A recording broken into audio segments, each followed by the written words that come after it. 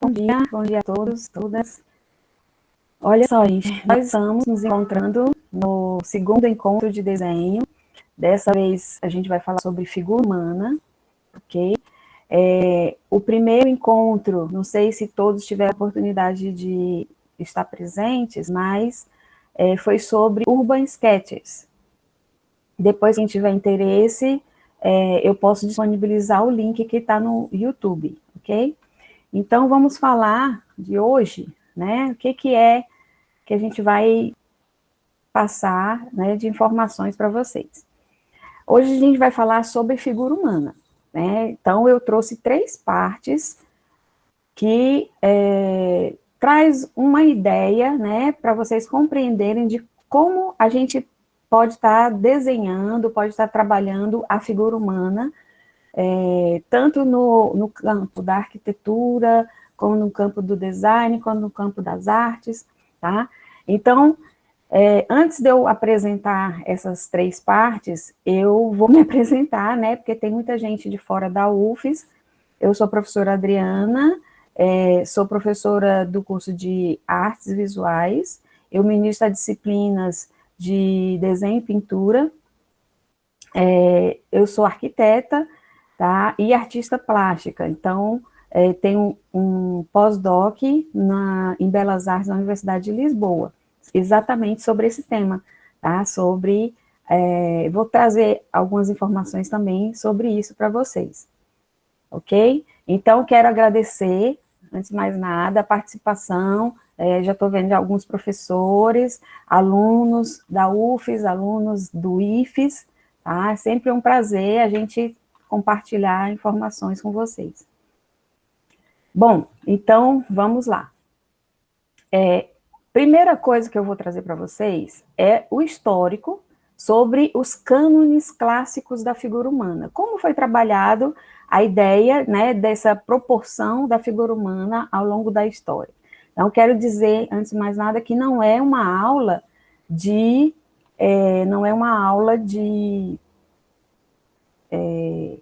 Espera aí que eu tenho que permitir o pessoal entrar, gente, aí, tá vendo?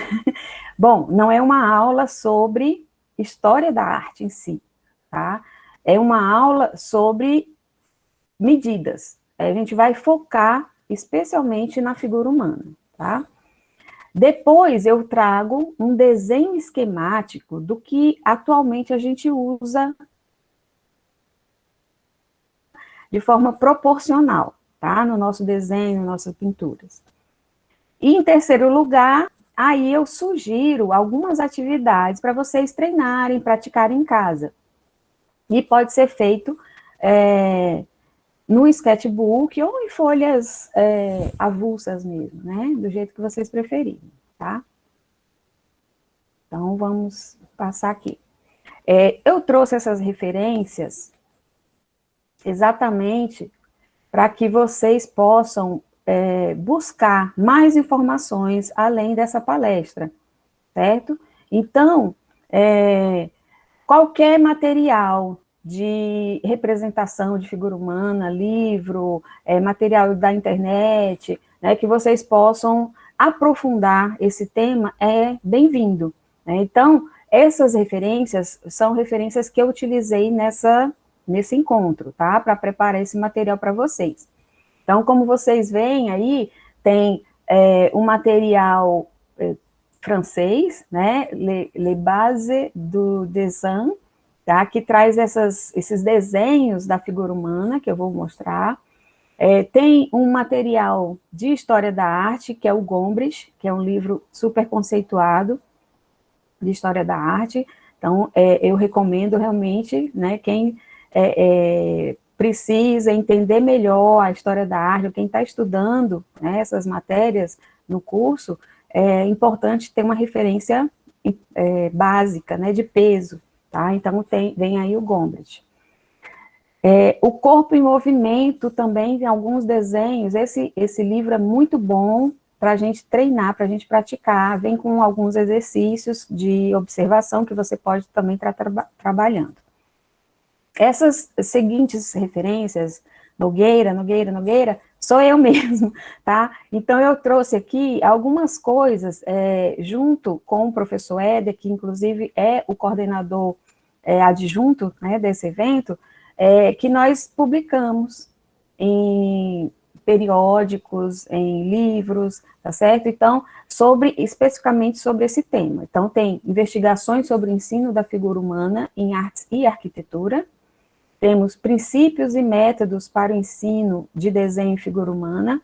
O primeiro que eu falei, ele está disponibilizado aí, vocês têm o site gratuito, e o segundo, ele está num livro que a gente pôde publicar em 2017, no curso de artes visuais, tá? Ele vai ser, eu não sei se já está disponibilizado no site do David, que é o Departamento de Artes Visuais e Design, mas eu vou verificar,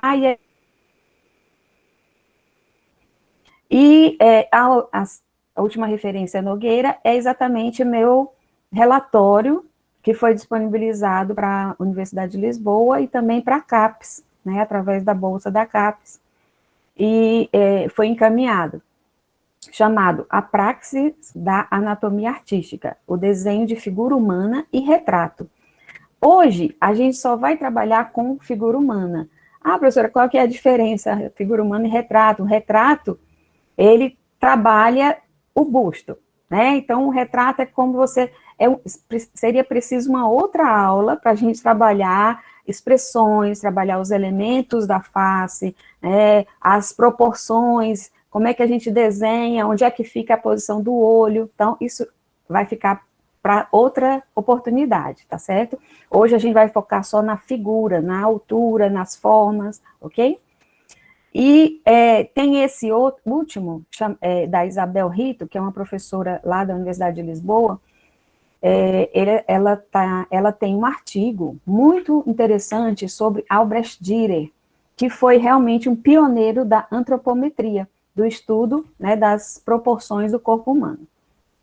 Ali eu coloquei ali alguns materiais para vocês desenvolverem essas atividades que eu vou propor, né, na terceira parte da palestra. Só vai precisar de quê? Do que vocês já têm em casa, né? Papel, lápis, borracha, tá? O que é o sketchbook? Quem nunca ouviu falar do sketchbook, eu também vou trazer um exemplo do que seja. Mas nada mais é do que um caderno de desenho, tá? Só que esse caderno de desenho você direciona para uma determinada temática, como aqui eu vou mostrar também. E um opcional seria um lápis de cor, tá? Uma cor só já basta. Então, é a nossa terceira parte da palestra, que eu vou sugerir as atividades para você fazer em casa, ok? Eu vou pedir também, antes da gente começar mesmo, que vocês guardem as perguntas para o final, tá? Para a gente não parar a sequência do pensamento, tá certo? Então, anotem no chat, por favor, mas eu queria já dizer que no final da palestra que eu vou responder as perguntas, ok? Outra coisa em relação à lista de presença. Então, quem está aqui e se inscreveu, lógico, né, no CIGAR, vai receber o seu certificado, mediante a lista de presença que oportunamente a gente vai colocar de olho aí, para não esquecer a forma de como mostrar que está presente, tá certo? Então, vamos aqui, ó. Vamos começar. Bom, o que eu trago aí do início da nossa história, né, da civilização humana, tá? Lembrando que a gente não está numa aula de história da arte, né? Nós vamos ter um olhar mais focado na representação da figura humana, tá? Com a atenção mais voltada para as medidas e proporções utilizadas nessa representação, especialmente na escultura e na pintura. Então, o que vocês veem aí? A representação de uma figura pré-histórica, né, escultura pré-histórica, que marca sua importância como um registro do modo de vida do homem, né, dessa época. Então, essa estatueta de Willendorf, né, a Vênus de Willendorf, foi encontrada na Áustria, né, é uma escultura esculpida aproximadamente 24 mil anos antes de Cristo, e acredita-se ser a representação da fertilidade, né, por causa do ventre e dos seios volumosos. Mas também acredita ser uma referência de segurança e de sucesso da época, como se fosse um amuleto. Ela tem mais ou menos 11 centímetros de altura. O que a gente pode observar em termos de proporção? A proporção, os braços são minúsculos, né, e como eu já disse, o que é mais importante, ele está aumentado, tá certo? No Egito, aí a gente já tem, o que vocês já, inclusive, já devem ter estudado nas aulas de História da Arte, sobre a lei da frontalidade, tá? Numa representação da figura humana, o que a gente pode encontrar? As partes mais importantes que eram registradas, tá? Como a largura dos ombros era mostrada de frente, né? Então, as partes mais importantes vinham da forma frontal, tá? Como o olho, né? E o perfil do rosto, por exemplo, eles acreditavam também que a forma, né, o que caracterizava mais a pessoa seria mostrar o perfil do rosto. Então, as laterais, a lateral das pernas e assim por diante. Aí eu coloquei aí um desenho esquemático que, como eles desenhavam essa figura, né? Esse desenho esquemático, o tamanho da figura era dividido em 19 partes, tá? Com a altura básica, né?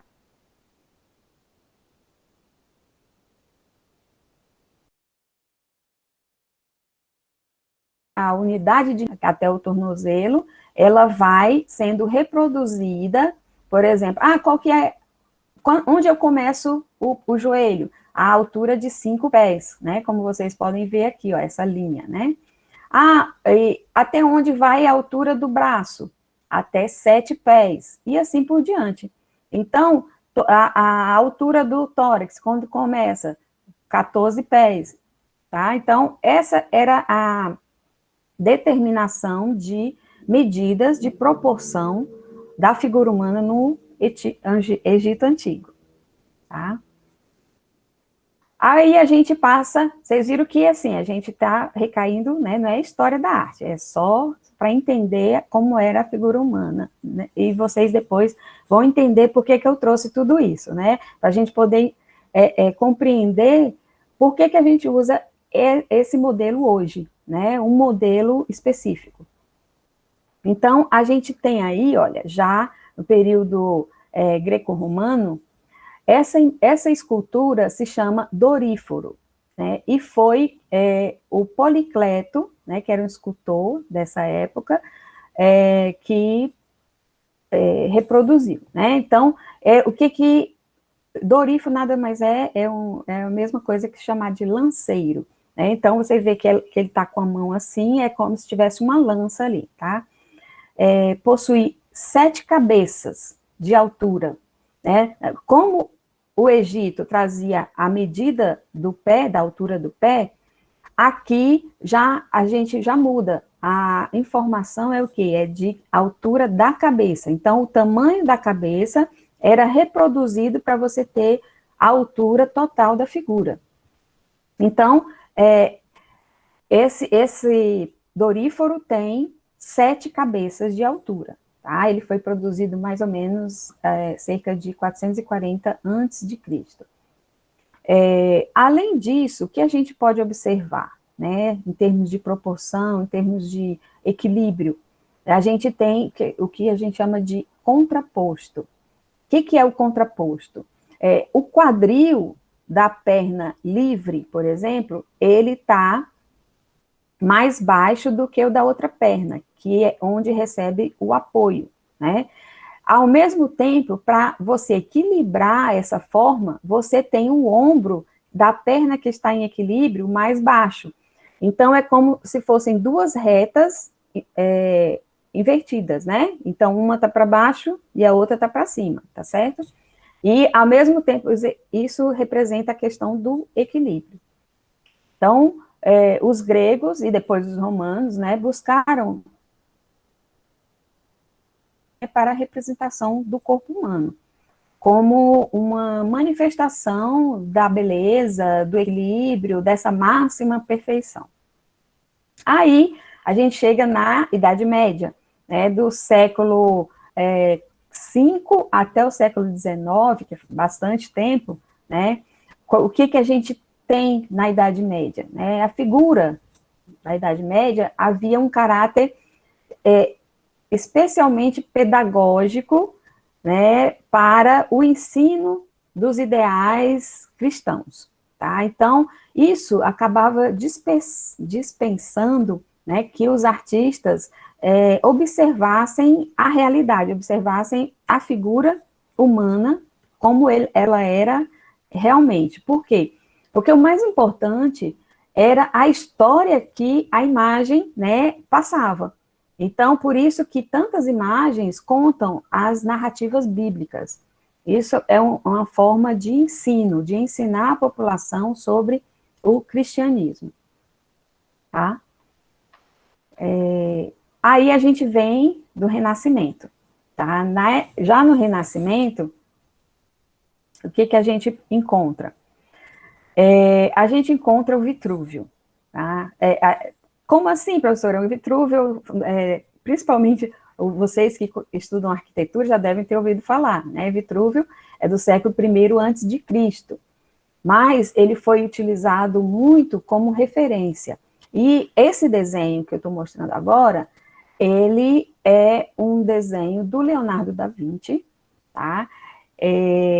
Só que, por que Vitrúvio, ele até tentou, ele escreveu, né, ele realmente escreveu a obra de arquitetura, e é um único tratado europeu do período greco-romano que chegou até os nossos dias, né, de uma extrema importância. Ele já tinha tentado encaixar as proporções do corpo humano dentro da figura de um quadrado e de um círculo, tá? Mas foi só com Leonardo da Vinci que esse encaixe saiu corretamente, perfeitamente, né? Saiu super dentro dos moldes do que se esperava de padrões matemáticos da época, certo?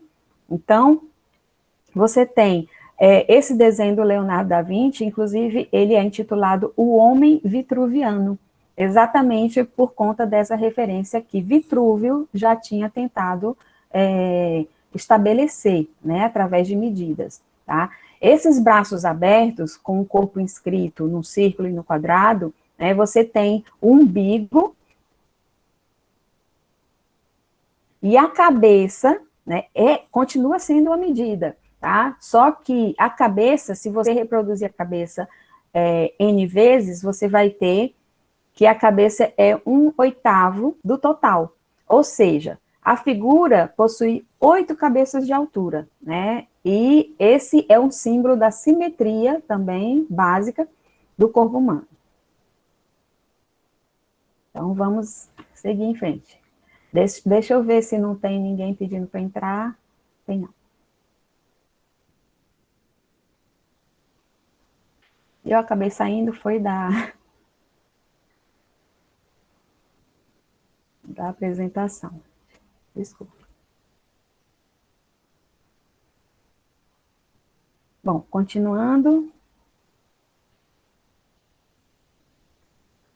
Então, nós temos agora ainda, continuando o Renascimento, né? Depois do Leonardo da Vinci. Vocês estão observando aí, né? O slide do Renascimento agora? Desculpem que eu tenha saído. Sim. Sim, professora. Sim. Joia. Então, aí a gente chegou no Renascimento, depois eu trouxe mais uma pintura agora, tá?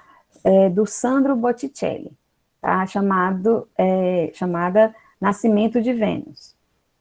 É uma obra de arte que vou contar um pouco da história, né, para vocês entenderem a história da pintura aí, do que retrata. Essa obra de arte conta que Vênus nasceu da união entre o céu e o mar, e tanto vocês veem essas ondinhas, né, representam o mar e o céu no fundo ali, tá? E ela vem sendo trazida nos braços de Zéfiro, que é o deus dos ventos, por isso que ele está soprando, tá? Então, nessa parte esquerda, né, da pintura, você tem esse conjunto de informações. O centro é a própria Vênus, tá? Como ela veio ao mundo. E à direita é uma ninfa que traz o manto para cobri-la, tá? Essa caracterização, né, essa representação, ela já buscava as medidas clássicas, porque o Renascimento, ele retoma as medidas clássicas da beleza. Então, como eu já apresentei com Leonardo da Vinci, como é que vocês acham que essa figura, ela é medida? Ela também possui, isso, ela também possui 8 cabeças. Vamos ver como é que ela fica? Eu fiz um círculo na cabeça e reproduzi. Vamos ver como é que fica. Aí, ó. Vocês percebem que o tamanho da cabeça, né, se a gente multiplicar o tamanho da cabeça...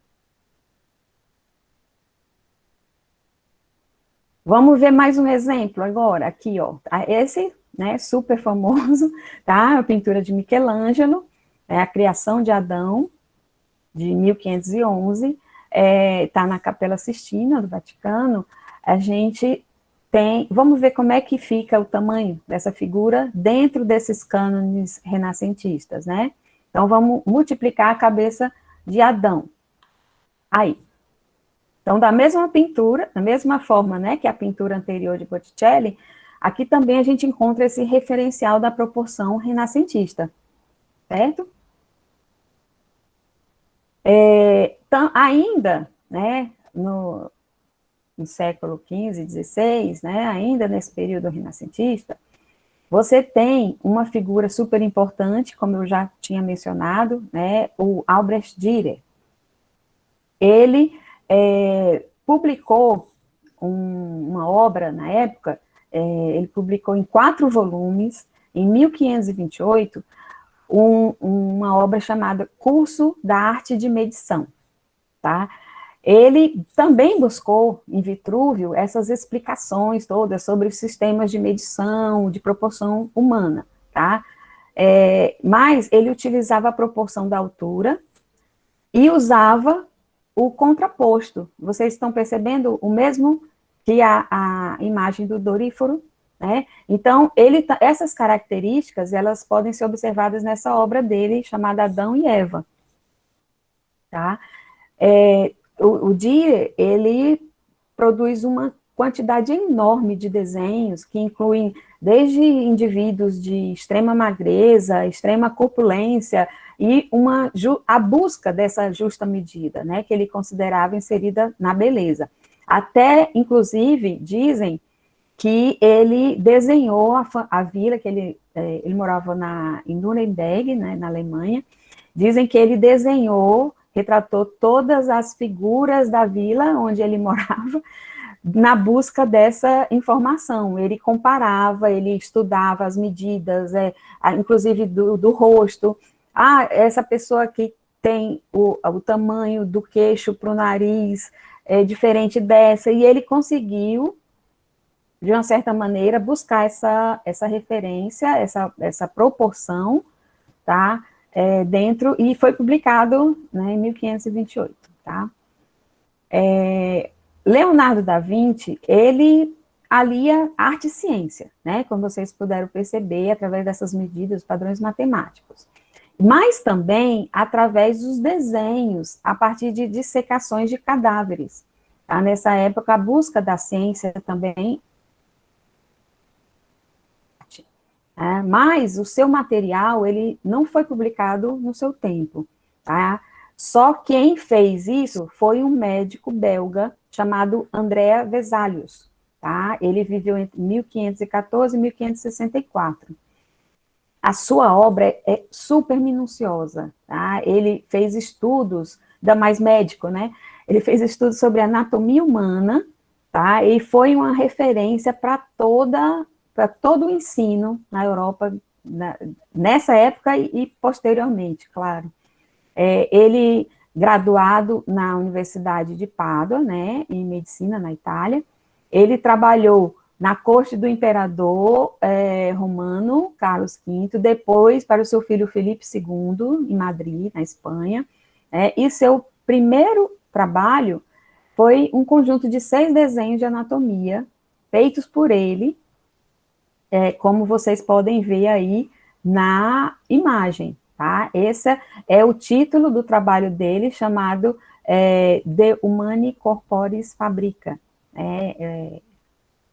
Então, isso foi publicado em 1543, como vocês veem aí, com 7 livros, né? Essa obra importantíssima, tá? A gente sai do Renascimento e a gente vai para o maneirismo, né? Também era um estilo artístico, né, do século XVI. E aí eu trouxe o El Greco. O El Greco, ele se utilizava já de uma figura mais alongada, tá? E se a gente for contar aí, eu coloquei as bolinhas aí, vocês estão vendo, né?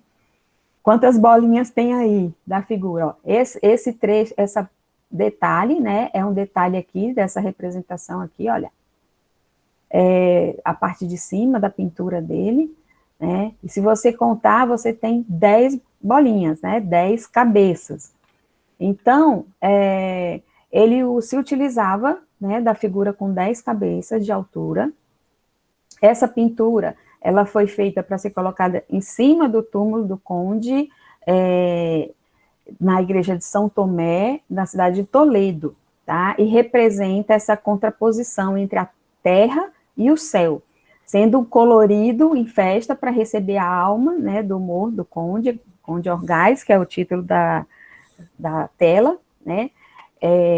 E aí ele mostra os personagens da sociedade mesmo, como monges, fidalgos, né? A sociedade de Toledo, inclusive, é uma coisa interessante, esse menininho que está aí segurando uma tocha é o filho dele, né? O filho do pintor, tá? Segurando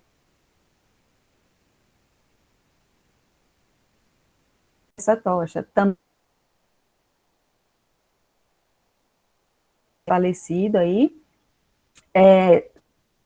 são representações do Santo Agostinho e Santo Estevão.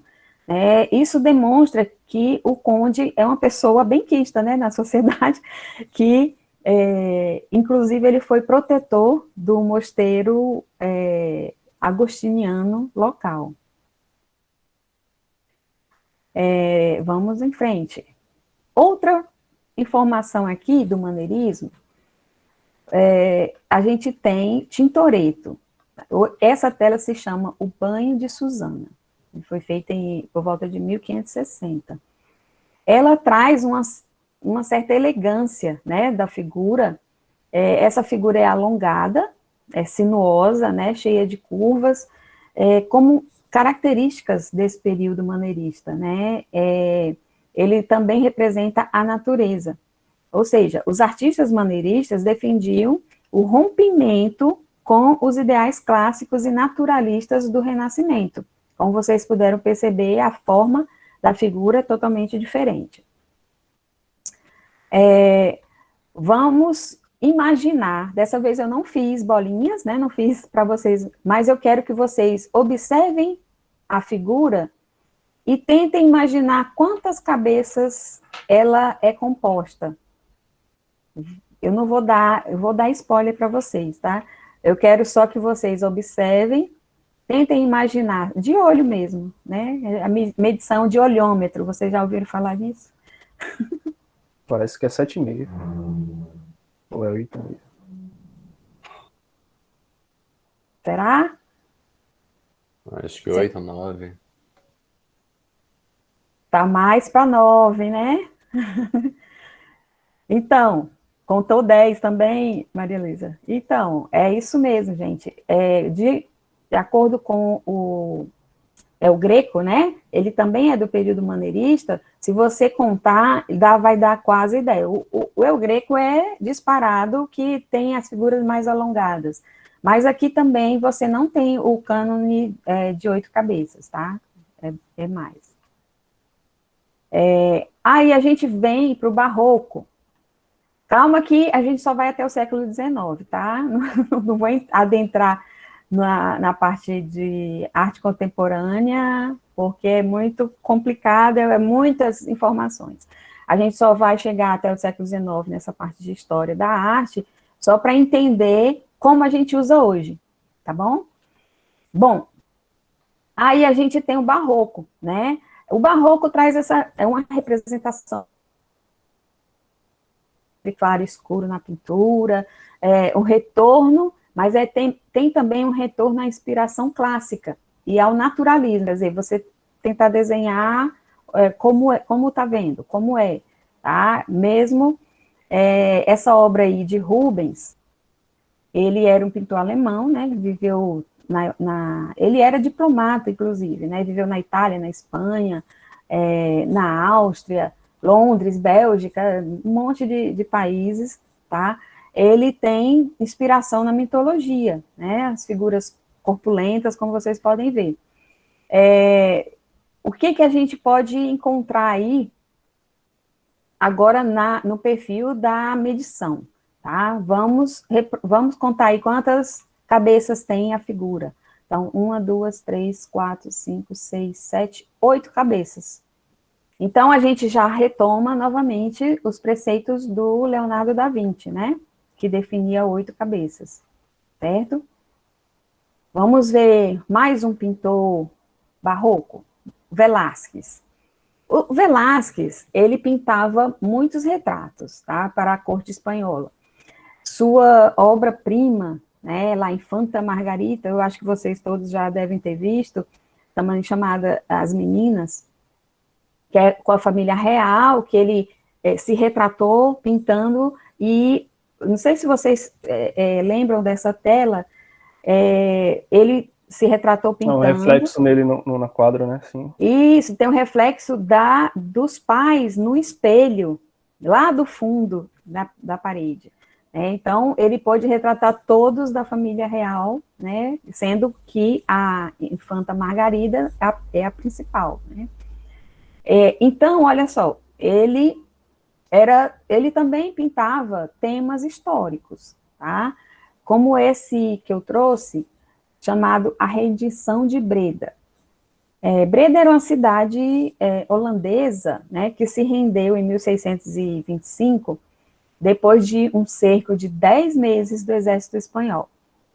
Então, essa cena representa o conde Justino entregando a chave da cidade, né? Que o importante da tela não é essa alegoria histórica, essas informações históricas que eles venceram, que os outros perderam, não. É o drama do personagem. Afinal, a gente está no barroco, né? Então, esse drama dos personagens, e o general Espíndola, né, que era com o braço no ombro do oponente, tentando, como se tentasse confortá-lo, né, dessa perda da cidade. Tá? Então, vamos olhar agora a figura, as figuras na representação. Também vou deixar a cargo de vocês imagens das cabeças da figura. Vou dar um minutinho, também não vou falar, tá? A gente vai pegar isso depois, mais para frente, no final da palestra, tá? Vamos. Parece 8 também, né? Uhum. E é que eu dei spoiler, né? Vamos mais para frente, tá certo?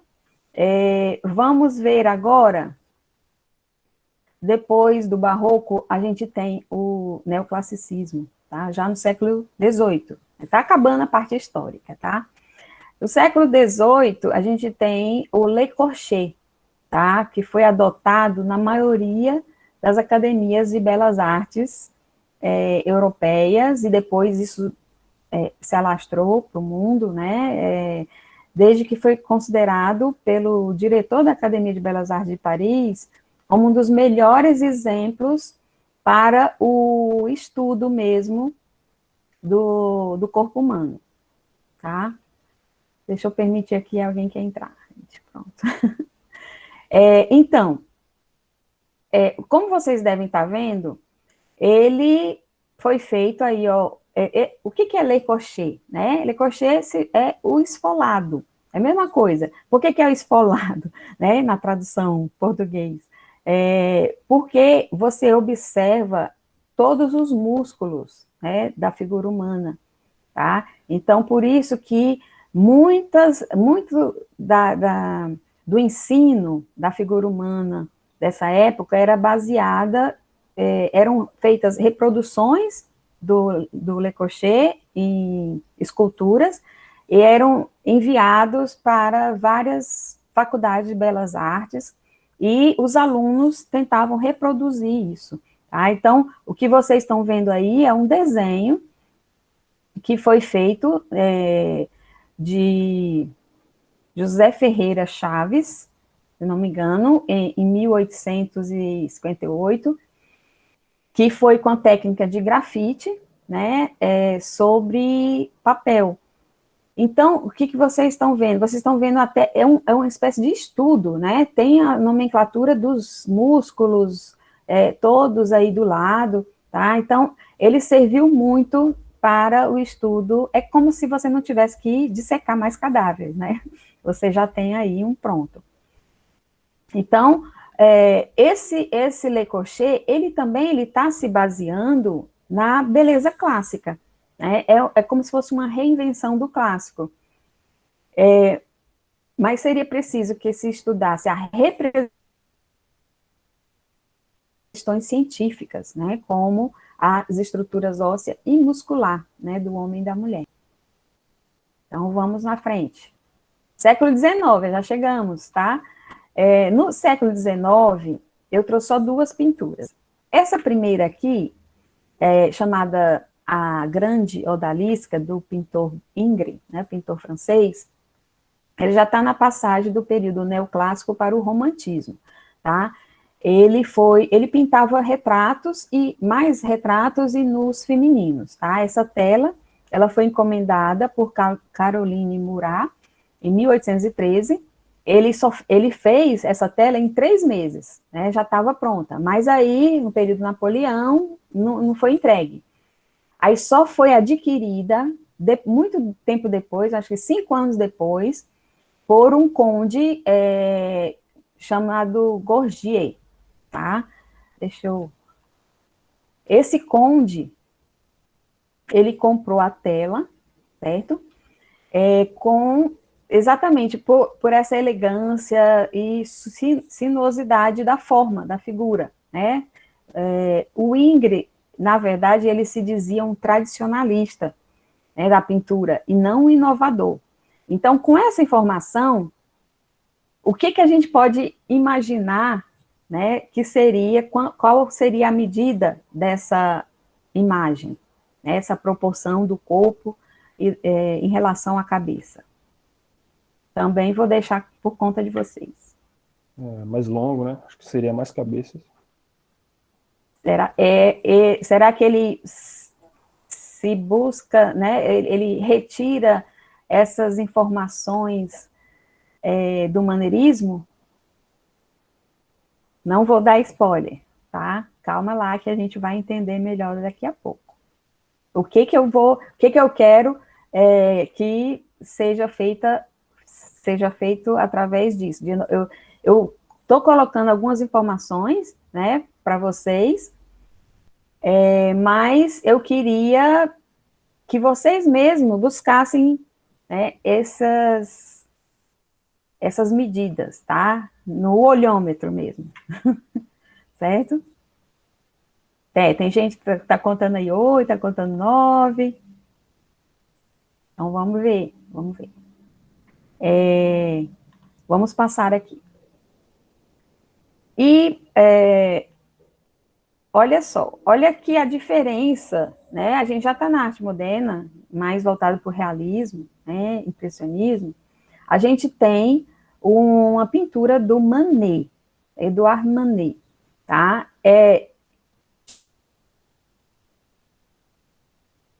características do realismo nessa pintura. Na verdade, assim, eu vou contar um pouquinho da tela. Na época, essa tela chocou a sociedade da época, mas não foi pela nudez, mas foi pelo olhar direto que a figura tem para o observador, tá? E por alguns elementos bem discretos dispostos na pintura. Esses elementos eram relacionados à prostituição. Então, a alta sociedade ficou admirada, inclusive Olímpia era o nome de uma das prostitutas famosas locais, né? Tá? Vamos ver aqui, então, como é que fica a questão da cabeça. Dessa vez eu fiz, ó, gente, não deixei por conta de vocês. Então, a gente tem, olha só, vejamos as medidas utilizadas por Manet. Contem aí, 1, 2, 3, 4, 5, 6, 7 e meia, tá? Então, nós temos 7 cabeças e meia. E é essa medida que ficou definida para a proporção mais adequada da altura da figura humana, tá? No ensino das belas artes. Então, eu vou passar aqui, ó, já estamos na segunda parte da aula, que é mais curta, inclusive, mas a gente vê novamente o doríforo. Lembram que eu falei para vocês? Que serve, agora sim, atualmente, ele serve como cânone do corpo humano, né, atual. Hoje, para um desenho, a gente entender como um desenho mais real, né, a gente usa 7,5 cabeças. Então, tem aí a reprodução, né, das cabecinhas, só para que vocês visualizem. E outra coisa, tá vendo essas linhas aqui, ó? Essas linhas aqui, elas são o contraposto. Lembra que eu expliquei? E aí, eu fiz questão de colocar essas linhas amarelas só para que vocês visualizassem a relação que... às vezes você faz um desenho e pensa, não está muito legal porque parece que não está em equilíbrio. É exatamente por conta disso. Se você colocar uma perna, né, mas em equilíbrio, você tem que contrabalançar o ombro, tá? Aí, vamos estudar, então, olha só esse desenho. Vamos estudar por que tem... é só reproduzir 7 cabeças e meia e eu já tenho uma figura. Então, vamos entender como é que acontece essa proporção. A largura dos ombros, por exemplo. A gente utiliza hoje 2 cabeças, né, uma ao lado da outra, para definir a altura.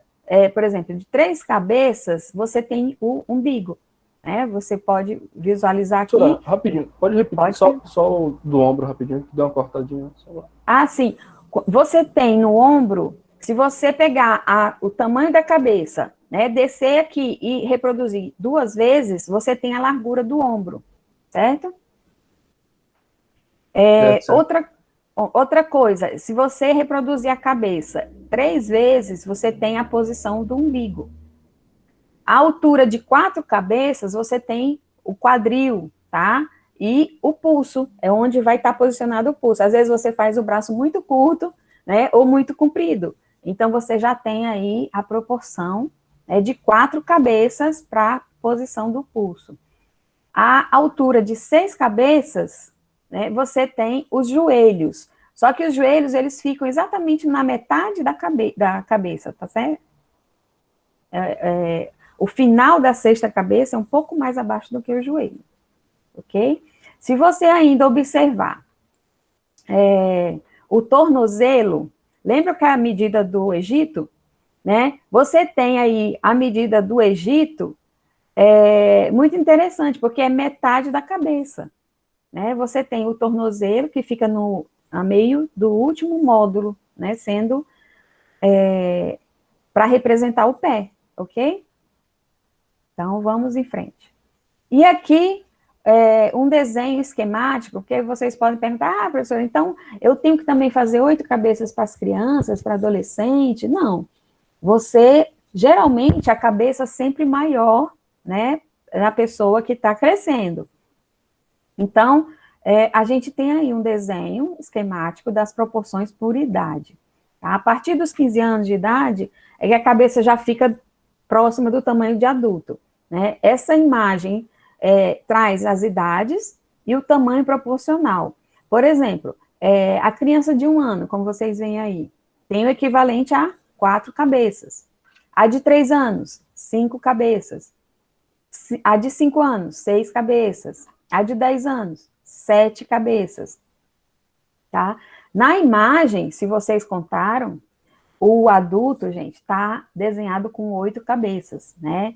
Aí, mas a senhora falou que a gente tinha que usar 7 cabeças e meia, né? Isso depende muito do tipo de desenho e também da região que você vai desenhar. Por exemplo, no Canadá, eles utilizam mais, as pessoas são mais altas, então eles utilizam essa referência, tá? Mas, no geral, é 7 cabeças e meia, tá? Vocês podem usar 7 cabeças e meia.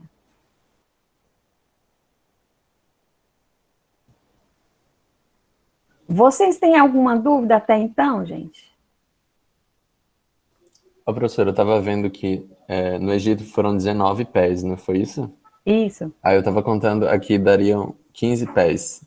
Então, no Egito, tipo, eles mediam, então as pessoas eram mais altas ou, sei lá, Então, elas na verdade, não, porque não é a medida da cabeça, certo? Quem perguntou? Fui eu, Rodrigo. Rodrigo, não era a medida da cabeça, porque se você for pensar, a medida da sua cabeça a sua cabeça pode ser menor ou maior do que a de um colega. Então, é a sua medida de cabeça que vai sendo reproduzida. Então, se a sua cabeça é um pouco menor, lógico que a altura total da medida vai ser menor, tá entendendo? Uhum. Não, eu tava comparando com o pé, né?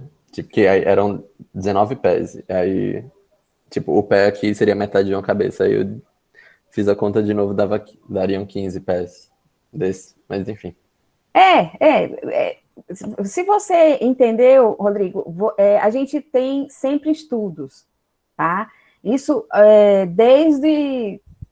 vamos dizer assim, desde o período greco-romano, o homem tem tentado descobrir essa medida, né? Descobrir qual é a melhor referência.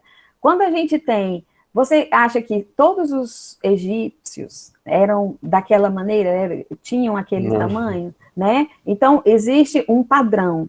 É tanto que quando a gente fala assim, olha, é um padrão se desenhar 7 cabeças e meia hoje, é apenas uma referência, porque uma outra pessoa pode ter 7 cabeças, o tamanho dela é de 7 cabeças, tá entendendo? Então, Sim. aí a gente tem que relacionar outras técnicas de observação para poder desenhar a pessoa de forma realista. Não que se a pessoa tiver 7 cabeças e você desenhar ela com 8, você não vai estar representando fielmente, né, a pessoa. Tá? Então, tudo se relaciona com medidas e buscas dessas medidas padronizadas. É basicamente isso, é um padrão. Não significa que todos tenham esse padrão, certo? Sim, sim. Deixa eu ver aqui no chat, tem pergunta aqui. Podemos dizer que a referência é mais segura de usar do que um padrão propriamente dito? Wellington, a gente usa essa referência de 7 cabeças e meia como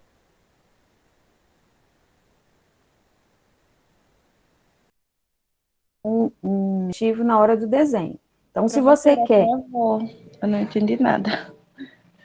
Tá, cortou? Cortando? Foi. A senhora falou, a gente usa essas medidas, aí travou. Tá, vamos retomar.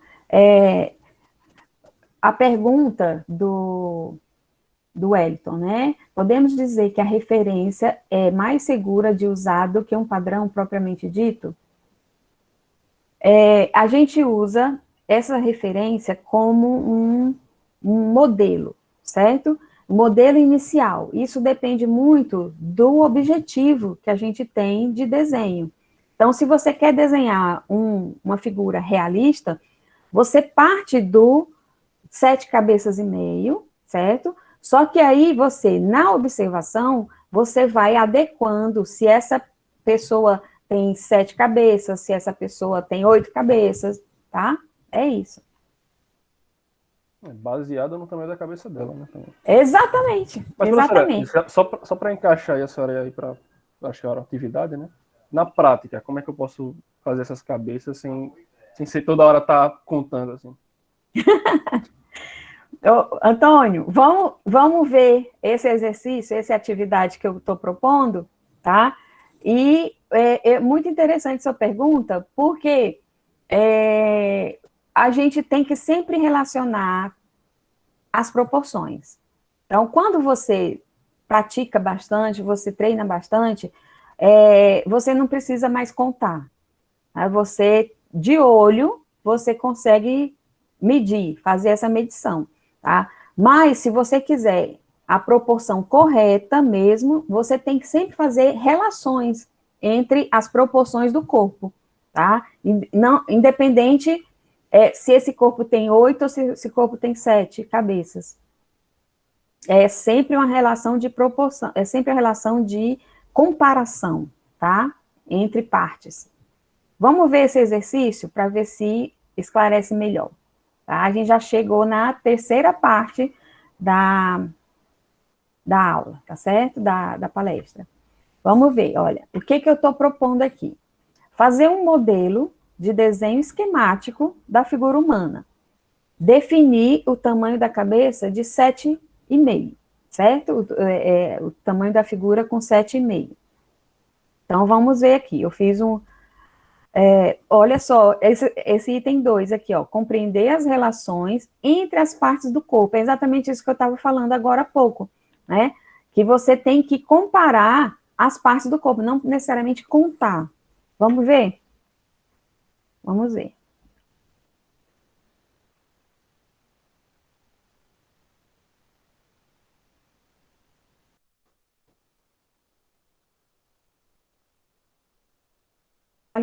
A figura, tá? Essa figura eu posso disponibilizar depois para vocês, tá? Aí o que eu estou fazendo? Eu estou medindo, olha só, 7 partes e meia, tá certo? Vou colocar aqui uma referência de eixo, só para entender, olha só a posição do ombro, né? Então, se eu estou desenhando, olha, a cabeça é sozinha, o pescoço não entra junto com a cabeça, não, tá? O pescoço já vem para baixo, tá? Medida de baixo, ok? E assim, olha só, a cintura, ela fica um pouco acima dessa linha terceira aqui, ó. Então, eu vou numerar aqui para facilitar. Então, olha só, 4, 4, ó. Aí eu tenho o quê? Eu tenho o antebraço. Eu tenho o braço e o antebraço, né? Então, qual que é o tamanho do antebraço? Olha só, o tamanho é uma cabeça também. Se eu esticar a mão, eu tenho 2 cabeças, né? Do antebraço até a mão. E assim por diante. Então, são relações que você tem que conhecer se você quiser desenhar proporcionalmente, tá? Então, tá vendo aí, ó, o braço e o antebraço é uma cabeça e aqui é outra cabeça. Então, como o cotovelo, ele tá dobrado um pouquinho, né? Então, a mão seria uma cabeça aqui, ó. Se eu desenhasse a mão, se ele tivesse com a mão reta, certo? O joelho, lembra que eu falei que o joelho é antes de chegar no final da cabeça 6, tá vendo, ó? Da medida 6, né? Aí o tornozelo fica já no final. A partir do pé, eu vou desenhar na metade da cabeça. Então, estou desenhando aí na metade da cabeça, ok? Nesse desenho, a gente não está preocupado em desenhar perfeitamente mão e pé, né? Os meus alunos já sabem que mão e pé a gente tem que desenhar numa outra aula e em função da estrutura óssea, da estrutura muscular, né, a gente tem, o que a gente está buscando é o quê? É a relação entre as partes da figura, para você não desenhar uma perna muito comprida ou muito curta. Então, a gente usa isso como padrão. Então, vamos ver aqui, olha só, o peito, onde é que fica? Um pouco abaixo da linha 2 aí, ó, tá vendo? Da cabeça 2. A clavícula, né, também em volta, né, do um pouco da cabeça.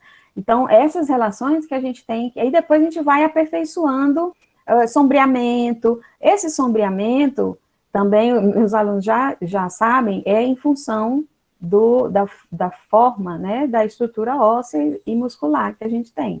Então, isso já seria uma outra aula, não tem condição da gente, né, trabalhar isso numa palestra assim, né, de pouco tempo. Seria mesmo um curso, né, mais longo para a gente poder entender esses sombreamentos, né? Por exemplo, aí um sombreamento da costela aqui, tá vendo? Então, a gente tem que, a forma do joelho, aqui, por exemplo, onde está, né, os ossos da perna, a tíbia, etc, tá certo? E assim por diante.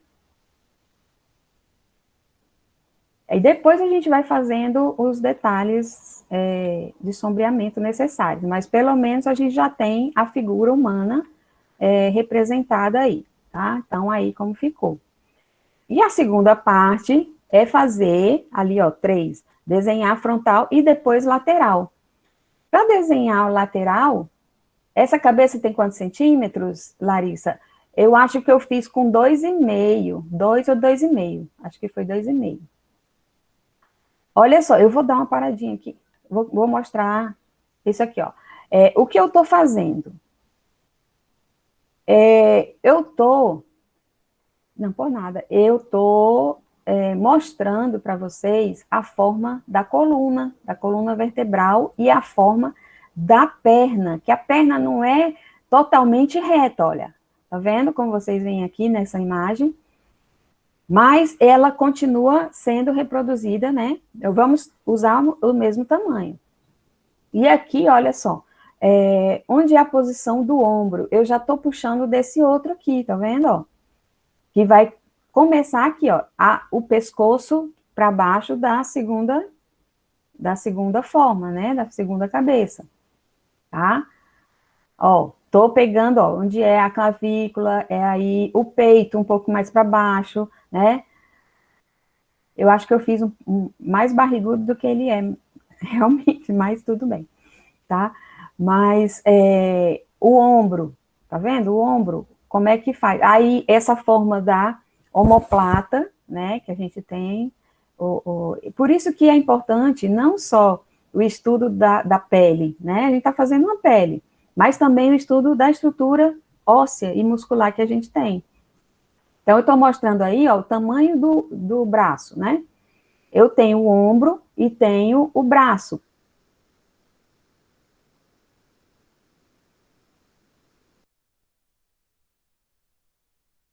Com uma cabeça, mão vem na outra parte, tá? Para a gente poder, ó, eu destaquei só o ombro para que vocês entendessem melhor, tá? Aí vem a parte da perna, essa parte da perna, ó, o joelho não é lá embaixo, o joelho é um pouco acima da sexta cabeça. Aí assim você consegue definir melhor essa forma, tá?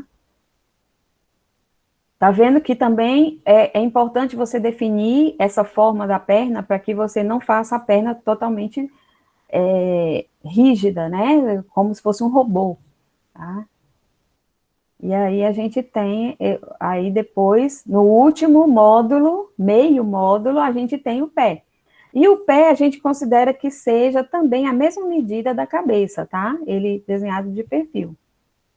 Também não é importante aí a gente desenhar certinho os dedos. É verdade, Sara, o ângulo da câmera deixou ele mais achatadinho, mas depois eu vou mostrar ele de frente, tá certo? Porque eu não consegui aqui na mesa colocar ele exatamente na posição de cima, né? teria que ter uma armação, né, profissional, para a gente poder colocar o ângulo aqui certinho, tá bom? Mas como olha só, deixa eu explicar isso aqui. A cabeça, como eu falei para vocês, é um módulo à parte, né? No curso da gente de Bidimensionais 2, que eu ministro na disciplina da UFES, a gente tem umas 2 ou 3 aulas só para estudar a cabeça, porque ela tem proporções específicas, como, por exemplo, a posição da orelha. Uma das coisas mais que a gente vê que as pessoas fazem errado no desenho é a posição da orelha, né? Quando desenho de perfil, a gente tem que fazer esse aqui, ó, um triângulo retângulo, tá? Para colocar a posição da cabeça. E a ponta, do final desse triângulo retângulo, é onde vem a ponta da orelha, porque senão fica estranho. E é isso, gente. Assim, eu posso até pensar no outro evento só para a gente estudar a cabeça, tá certo? Mas fica aí a parte, ok? Eu coloquei só para ele não ficar sem personalidade, né? Ele ficar sem cabeça, sem elementos, né, da face, ia ficar meio estranho, tá certo? E aí, ó, para o final, eu vou fazer a mão, tá?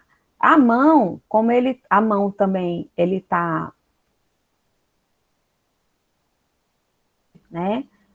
Vou trabalhar do jeito que tá no desenho, né? Então, ele tem aí quase uma cabeça, né? Para comparar aqui com o desenho que eu tenho, com a imagem que eu estou tentando reproduzir. Ok? E é isso. Aí, só para finalizar, um pouquinho de barba. Ok. É isso aí, é o final desse desenho. Aí, usei a escovinha, né, pra gente não... outra coisa, que quando a gente desenhar, tem que ter... Olha aí, agora ficou certo, tá vendo? Viu, Sara?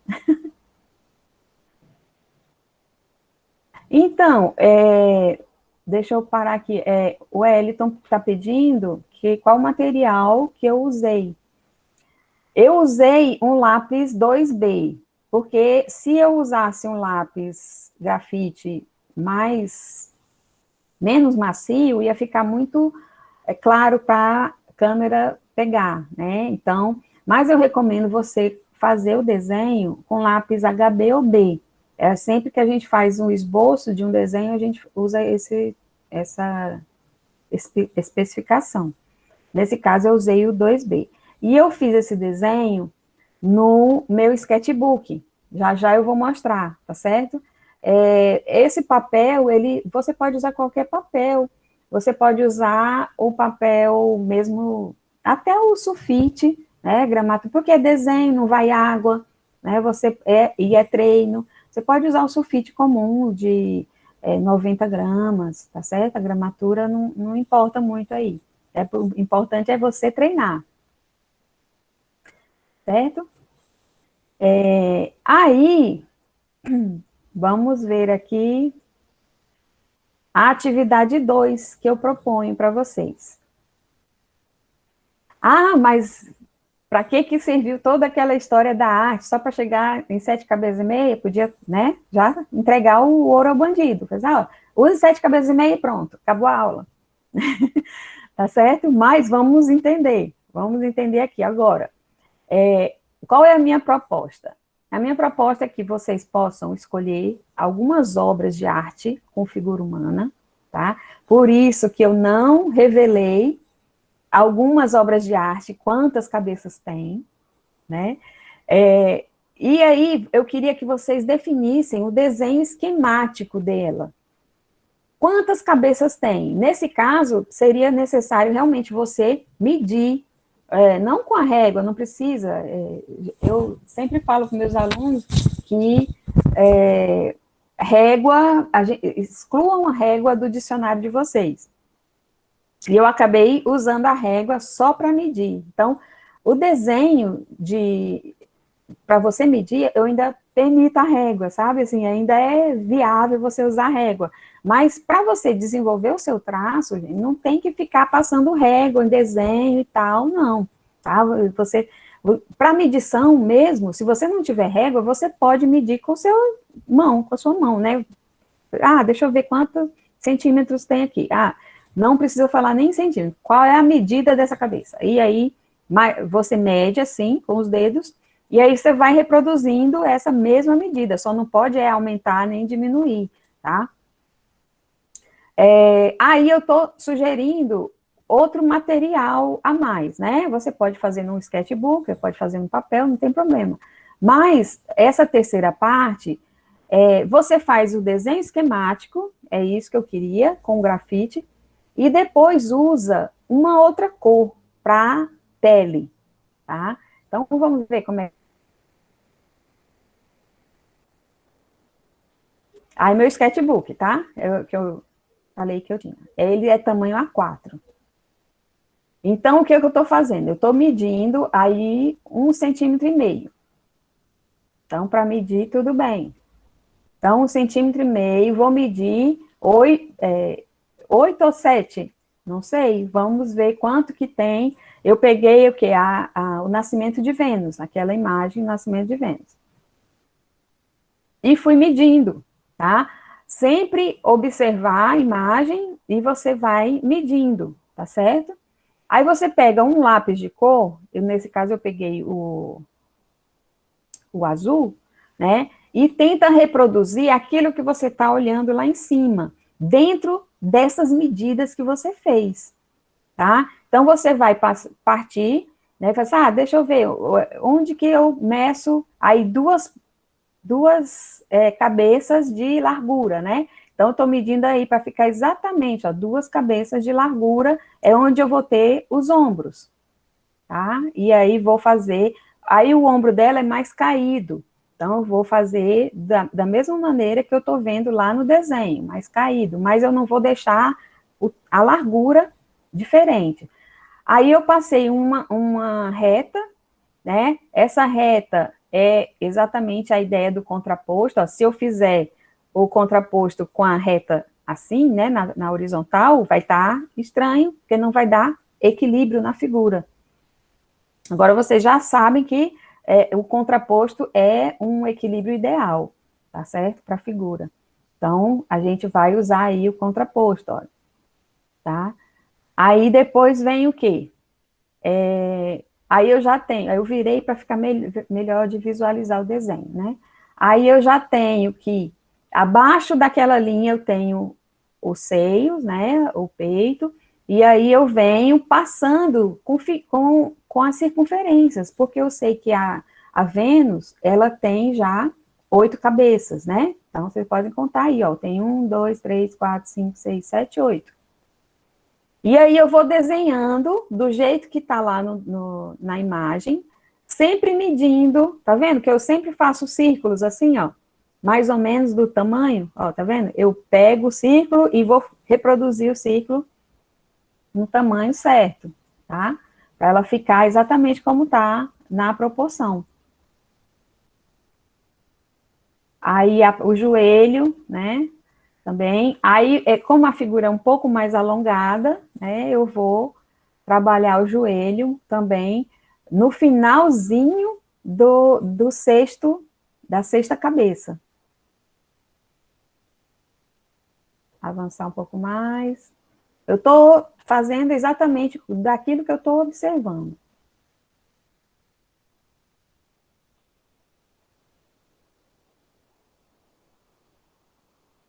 E aí, no final, é que eu vou fazer os detalhes, né? Depois que eu tenho toda a proporção, aí sim eu posso colocar cabelo, né? Posso fazer onde ela tá, que é aquela concha, né? Tá vendo? Aí os cabelos e tal. Aí a concha também, só para não ficar, né, solta no ar, eu sempre gosto de colocar a pessoa assentada em algum lugar, né? Fazer sempre um entorno e tal.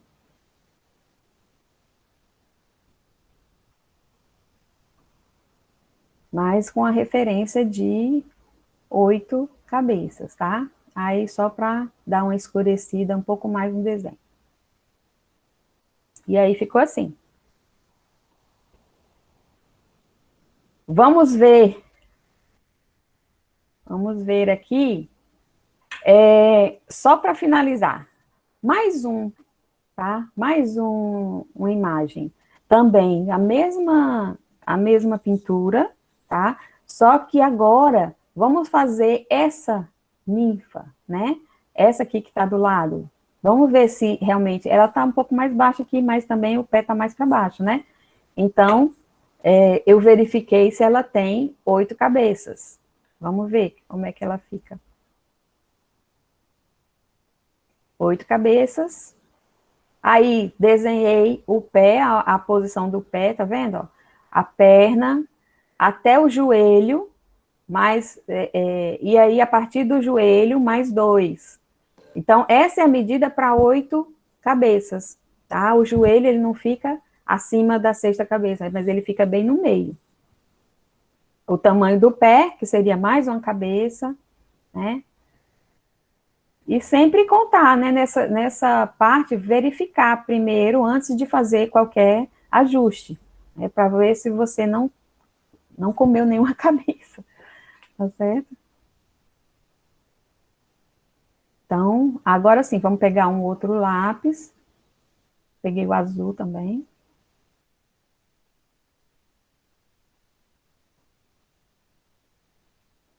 Tá vendo o pescoço na 2ª cabeça? A gente, assim, vê erros, geralmente, com menos pescoço, né, por conta de a pessoa achar que a cabeça envolve também o pescoço, a primeira, né.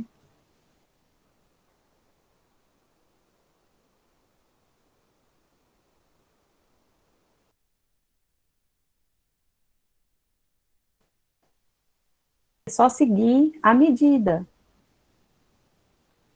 Travou? Estão me ouvindo agora? Voltou? Não, então, eu estava falando que um dos erros mais comuns que a gente percebe é a pessoa não prestar atenção na posição do pescoço, né? Geralmente coloca o pescoço junto da primeira bolinha, né? Junto com a cabeça inicial.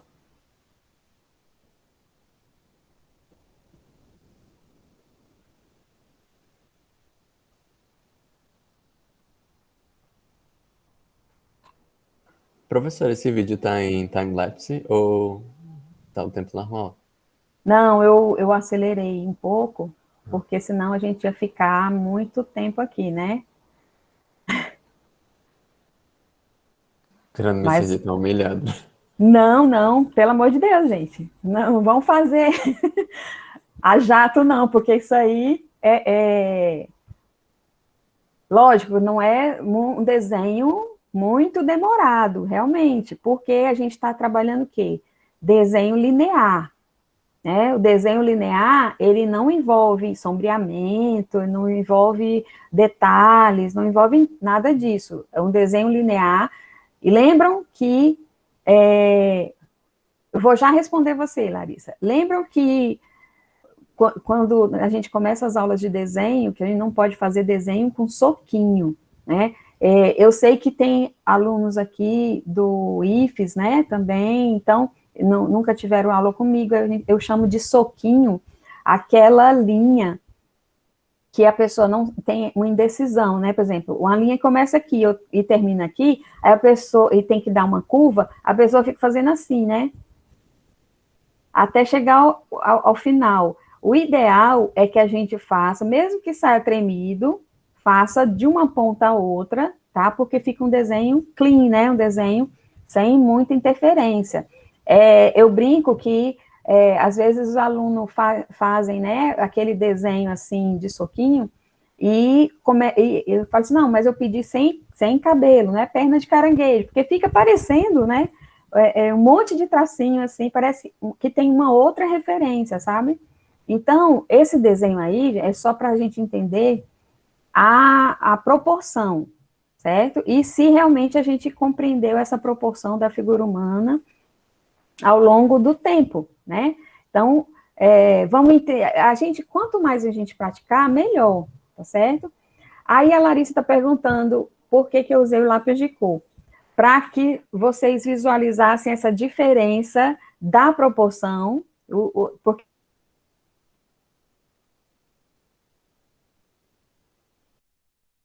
não é para pagar lembrete, é um lembrete para vocês saberem que ali tem um estudo de proporção.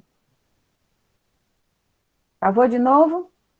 Não escutaram a resposta? Então, a Larissa perguntou, tá, por que eu usei lápis de cor? O lápis de cor é exatamente para dar um contraste entre o grafite, porque o grafite representa a referência que você usou. E o lápis de cor representa a forma terminada. Então, eu gostaria que vocês tivessem isso no arquivo de vocês, que mostrassem que você buscou essa referência e você sabe qual é a referência de 7 cabeças, 8 cabeças, tá? Não precisa pegar essa pintura, eu queria mesmo, por isso que eu não falei, não dei spoiler daquelas outras imagens, que já são imagens que vocês podem utilizar, são sugestões, tá? Que vocês podem pegar, ver na internet, que é fácil de encontrar, né? Ver na internet essas imagens, as pinturas que eu mostrei, e tenta reproduzir dessa maneira, né? Então, essa é a segunda atividade. E você fazer primeiro as bolinhas, é para deixar, não é para apagar, e depois vem com outra cor para poder fazer o contraste. Porque se você faz, não precisa nem borracha, limpa-tipo, nem nada disso, viu, Elisemara? É para você ter como um arquivo, sabe aqueles arquivos que alguma coisa que a gente estuda para prova? É isso, é mais ou menos esse estilo aí, que exatamente, que assim, você ter como recordação ou um lembrete mesmo de que você tem uma estrutura por trás. Essas duas foram com 8, o Rodrigo está perguntando, foram, porque eu usei a mesma pintura. Eu não quis fazer, eu ia fazer, tá? Eu ia fazer Olímpia com 7,5, mas como eu já dei o spoiler, vocês já sabem que é com 7,5. Vocês podem fazer, né? Vocês podem pegar outras referências da história da arte, tem N, tá? Isso aí é livre. E vocês podem fazer tanto como papel avulso, né, no canson, e, por exemplo, os meus alunos aí da disciplina de BID 2 podem fazer no papel canson, ou podem fazer no sketchbook, tá? Se tiver um, ok? Tem um último slide que eu queria mostrar para vocês, essa ideia de sketchbook.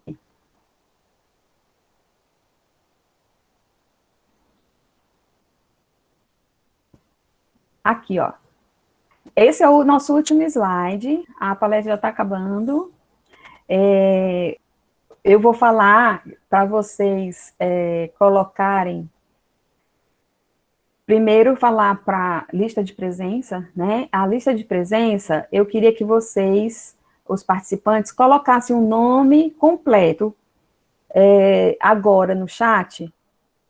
Por quê? Porque, às vezes, eu vejo só nome e sobrenome, e quando vou chegar lá, não tem outro nome de outra pessoa, já aconteceu isso, tá certo? Já aconteceu por exemplo, Davi Santos Silva, aí lá tem Davi dos Santos Silva, e eu achar que é a mesma pessoa, mas não era, sabe? Então, aí fica assim o certificado, tá bom? Aí eu vou depois verificar aí para dar presença e vocês têm o certificado liberado lá no CIGA da universidade. E outra coisa, meu Instagram, tá? Para vocês que tenham curiosidade, ver mais desenhos meus e tal, podem entrar no Instagram, Adriana_Dantas_arte. Tá? Vocês podem visualizar, eu gosto muito de trabalhar com várias técnicas, tá? Eu gosto de... Só a única coisa que eu não trabalho muito é tinta óleo, porque eu acho que é muito demorado, né? E eu gosto de ver as coisas mais imediatas. Mas eu gosto de nanquim, gosto de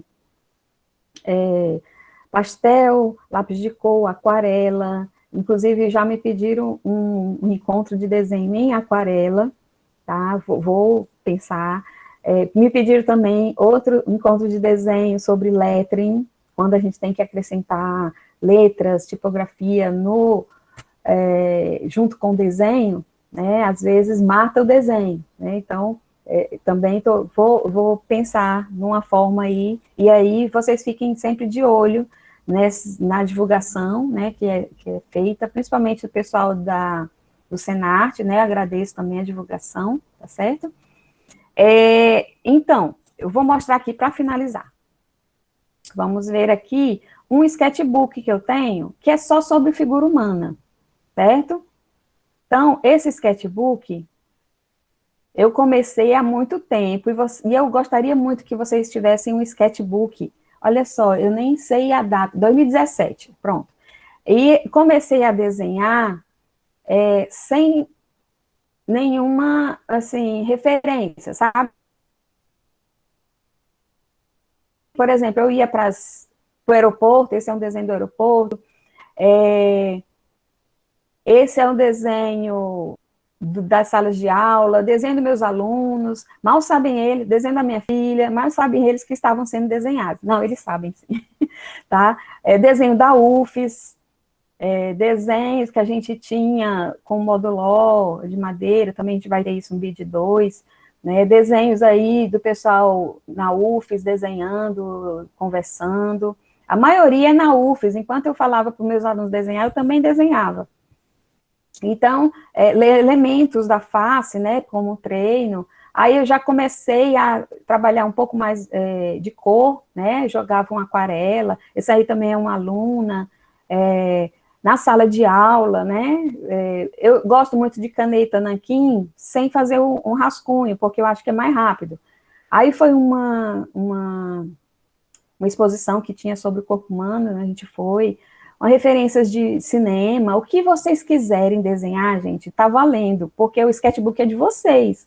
É vocês que têm que definir, né, o que vai, figura, modelo vivo, também a gente trabalha na UFES, tá? E assim por diante, são características dos meus alunos aí, de professor, esse professor nem sabe que foi desenhado, nem esse aí, tá? Aí são mais alunos, pessoal que ficava, né, na sala, tá vendo? Quem não teve a oportunidade de ir ainda na sala de aula, né, é mais ou menos isso que a gente trabalha, e todo mundo interage, né. Gilberian está perguntando, Gilberian, né, está perguntando se tem outra aula dessas para esses dias. Infelizmente, não. Eu tenho que preparar agora o hashtag terceiro encontro de desenho, mas ainda não sei a data. Mas, com certeza, eu sempre divulgo, né, eu vou divulgar também o professor Márcio, também agradeço do IFES, né, que divulgou com os alunos, eu divulgo com ele também, e divulgo com o pessoal do departamento de artes e design, de arquitetura, o professor Éder também, que também tem dado uma força para divulgação, né, agradeço. O Wellington está perguntando, professora, que material quadriculado é esse sobre a sua mesa? Isso aí eu comprei, eu não estou fazendo propaganda de loja não, mas eu comprei na Le Biscuit. É uma placa, tá, que dizem que é como é que fala? É mentira, né? Mas isso aí protege muito a mesa, né? Quando a gente está trabalhando, tem gente que usa para fazer trabalhos com estilete, colagem, né? Então, eu gosto muito de colocar essa base para eu depois não escorregar, às vezes eu uso estilete para fazer estilo, alguma coisa assim, escorrega e a mesa vai embora, né? Estão ouvindo agora? Travou de novo? É uma base de corte, exatamente, que eu comprei na Le Biscuit, tá certo? Eu gosto muito para proteger a mesa, porque às vezes eu uso cochilo e faço corte, estilete, né? E aí protege mais, ok? Por nada, gente. Tem mais alguma pergunta, gente, pessoal, que eu não Professor, eu tinha respondi? uma dúvida antes que eu acabei esquecendo de perguntar. É Uhum. sobre aquela linha na diagonal dos ombros e do quadril. O É, contraposto. isso, se o ângulo é o mesmo das duas linhas. Tipo assim, invertido, no caso, né? Sim, sim, não necessariamente, tá? Depende muito Uhum. também do corpo, né? Mas que tem que estar um mais em cima e o outro mais embaixo, sim, tá? Porque Sim. aí a nossa referência é a mesma coisa quando a gente vai desenhar um quadrado, sabe? Um quadrado, se você desenhar uma aresta sem encontrar as quinas, né? Os vértices, você acaba, na sua cabeça, encontrando. Então, é mais ou menos o que acontece com a figura humana. Se você olha e você, não, tá estranho, tem que baixar mais, eu tenho que levantar mais, sabe? Mais ou menos isso. Mas, A noção de peso e movimento, né? exatamente, a noção de peso, de movimento, de equilíbrio, principalmente. Mais alguma pergunta, gente? Não? É isso, professora. Muito boa Ah, aula. oh, muito obrigada. Muito Obrigado, obrigada a senhora. vocês, tá? Que participaram. É Ah, sempre um prazer receber todo mundo da UFES, todo mundo do IFES e outras pessoas também, os professores, tá? Vamos ver se a gente se encontra de novo em breve. professora, para Obrigada. os alunos de BD2, essas atividades que a senhora propôs na aula, elas são para o sketchbook, para contar naqueles 6 desenhos, É, ou... Ah, não, certo. não. Se Não? você quiser fazer no sketchbook, não. Aí não conta para os seus desenhos, não. Mas elas contam como os De desenhos... avaliação. Ah, certo. Contam como aula mesmo. Então seria no bloco canção. Mas você pode fazer no sketchbook. Aham. Não, certo, mas eu Entendeu? digo, eles são daquelas É, atividades do isso. canção. É isso Certo. mesmo. Até a próxima, tá certo? Vou parar a gravação. Obrigada. Nem sou das artes visuais, mas gostei. Obrigada, Carolina. Para quem já está saindo da UF, existe a possibilidade de poder participar de outras oficinas? Sempre, Wellington. Você pode participar sempre, porque é uma atividade de extensão, tá certo? Pode participar independentemente se está na UFES ou não. Tá bom? Obrigada, gente. Até mais. Obrigado, professora. Tchau, tchau. Obrigado, professora. Tchau, Tchau, tchau. Tchau, abraço. tchau. Outro. Tchau, professora. Obrigada. Obrigada também.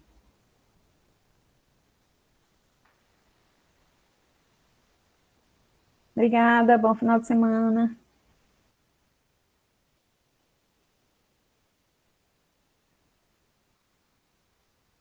Obrigada, Elisimara. Obrigada. Obrigada, Joyce. Quer perguntar mais alguma coisa? Wellington, pode perguntar.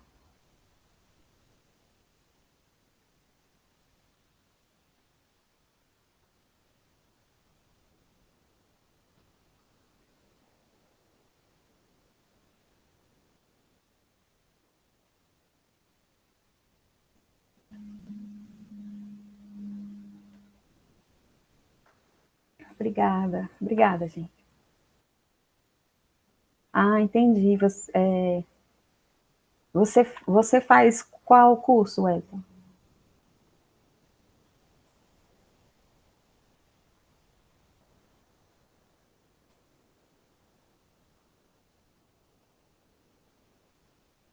Entendi. Eu vou verificar o seu e-mail e vou deixar aqui anotado, tá bom? No próximo eu te mando.